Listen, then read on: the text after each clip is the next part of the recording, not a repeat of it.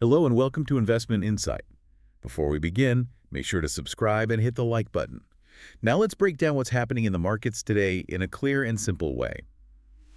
So, I want you to imagine inventing a car airbag. Okay, an airbag. Yeah, like an airbag that perfectly saves a driver in a massive, say, 100-mile-per-hour crash. It works flawlessly. Well, that sounds like a pretty incredible invention. Right. But now imagine the auto industry rewarding you for this by by shutting your factory down forever. Oh, wow. Yeah, I mean, that makes absolutely no sense. It really doesn't. But that is exactly what Wall Street just did to one of the most successful defensive financial products of the year. It honestly sounds like a bad joke, but it is a very real, very recent event. Usually, when a financial product goes up in smoke, somebody took a massive, reckless gamble. Yeah, like they bought high and sold low or borrowed way too much money. Exactly.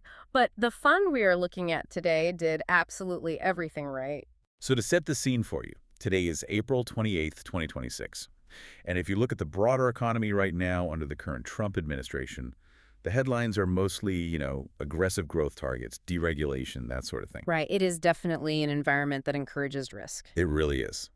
But we are going to step away from those big macroeconomic headlines today. We're going to zoom in on a very specific, fascinating story in the crypto finance world. Yeah, this is a good one. Looking at the data, we are tracking the recent death of the REX Bitcoin Corporate Treasury Convertible Bond ETF, which is a mouthful.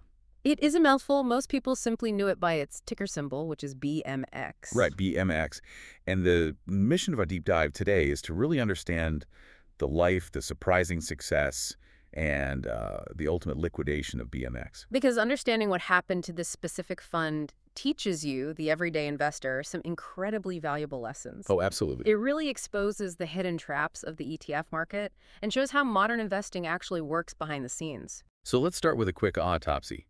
Like time of death, cause of death.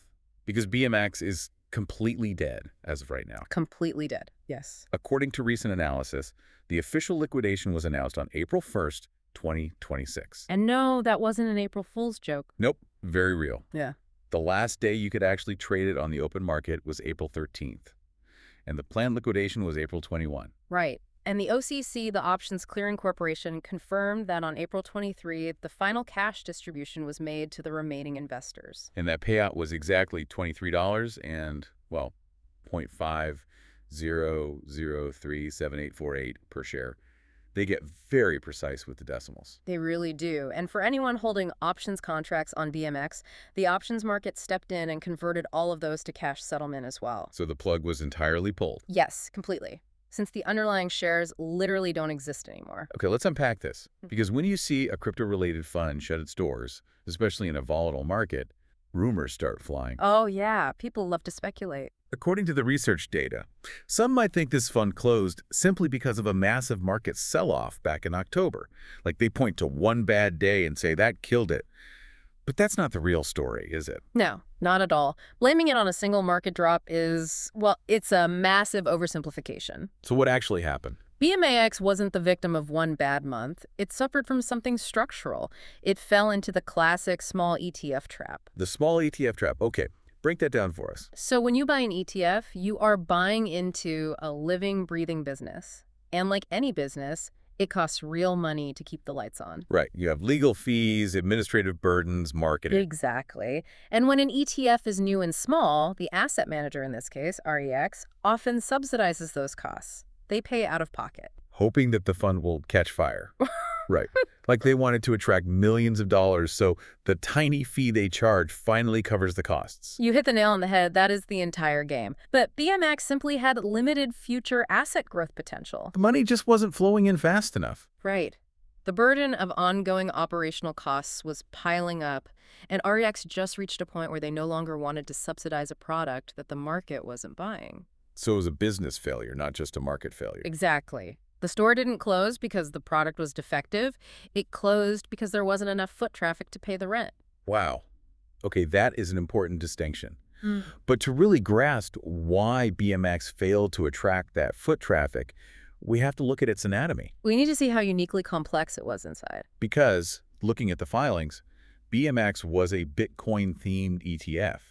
but it didn't actually hold any Bitcoin. Zero Bitcoin, none at all. So what was it buying? Instead, it bought convertible bonds. Specifically, it bought convertible bonds issued by companies that hold massive amounts of Bitcoin on their corporate balance sheets. And the data refers to these as strategy companies, right? Yes. They essentially use digital assets as their corporate treasury strategy. Okay, let me jump in here. I was trying to wrap my head around this structure before we started, and I wanted to make this super beginner-friendly for you listening at home. Think of it this way. I love a good analogy. Let's hear it. If Bitcoin is a wild, bucking bronco, right, and the company's stock is the cowboy riding the bronco. Okay, tracking so far. BMAX wasn't betting on the bronco, and it wasn't betting on the cowboy either. BMAX was like buying the cowboy's safety harness. That is actually a brilliant way to illustrate it. It really is. Because it's a safety net, right? Exactly. Convertible bonds are a hybrid. They offer some of the upside of stocks during a boom, but act like a safety net, a bond during a bust. Because a bond is a legal obligation to pay you back. Right. REX explicitly designed BMX to be a structured approach. The goal was to offer lower volatility than directly buying spot Bitcoin or, buying high beta crypto stocks. So BMX was designed to be the ultimate safety harness. The logical next question has to be, did the harness actually work when the cowboy fell? And this brings us to the ultimate irony of this whole deep dive. Right. Because late 2025 and early 2026 were brutal for these digital asset treasury companies. According to data from Reuters, the market turned incredibly hostile. I was looking at the sell-off data, and it is pretty grim. The primary strategy stock plummeted 47.5% in 2025 alone. Nearly half its value just wiped out. And then it fell another 30% in early 2026. And it gets worse for the leverage funds, right? Oh, much worse. The ETFs that tracked that stock with 2x leverage dropped a staggering 85% in 2025. 85%. That Yeah. is catastrophic wealth destruction. It really is. If you put in 10 grand, you were basically left with 1,500 bucks. Here's where it gets really interesting. Because BMAX held those convertible bonds, it actually fell way less than those famous high-risk, high-leverage funds. It did. The bond floor held. The airbag deployed perfectly. It did exactly what it was supposed to do, which is cushion the fall. What's fascinating here is that it survived the crash better, but it died anyway. So why was it punished with liquidation? Like, if my safety harness saves my life, I'm recommending it to everyone. I'm not shutting down the factory. Well, it died because of a massive mismatch between its structure and the retail market. Mismatch how? It was a hybrid, right? It mixed credit, conversion value, equity volatility, and the Bitcoin theme all into one package. A little bit of everything. Exactly. And for regular retail Bitcoin investors, it was way too complex. It didn't offer enough wild upside. We want the rocket ship. They want 500% gains. Right. They don't care about a safety harness. And then for traditional bond investors, the Bitcoin theme was just way too risky. Oh, sure. A retiree sees the word Bitcoin and they run for the hills. Exactly. So BMX lived in this weird, lonely middle ground where nobody wanted to buy it. It was too tame for the crypto crowd and too wild for the bond crowd. And as we said earlier, an ETF without buyers is a business that bleeds money until it dies. Which is exactly what happened. BX might be gone, but its story is a perfect warning label for anyone listening right now who wants to invest in trendy themes. It really is. So what does this all mean for the listener building their portfolio? What is the first takeaway here? Takeaway one is understanding the difference between a good idea and a good business. Right, because the math on BMX worked perfectly. The math worked, but a smart investment idea doesn't automatically make a sustainable ETF business. You need liquidity, scale, and willing investors. If the market doesn't understand the structure, the ETF will die, even if it performs well defensively. Exactly. You have to ask yourself if the fund is popular enough to survive. Which is wild to think about. So Okay, what about the risk aspect? that brings us to takeaway two, which is the risk ladder. Within a single theme, like Bitcoin, there is a massive spectrum of risk. So it's not just a binary choice of buy or don't buy. Not at all. Spot Bitcoin, corporate stock, convertible bonds, and 2x leveraged ETFs, they are entirely different beasts. They're completely different rungs on the ladder. Yes.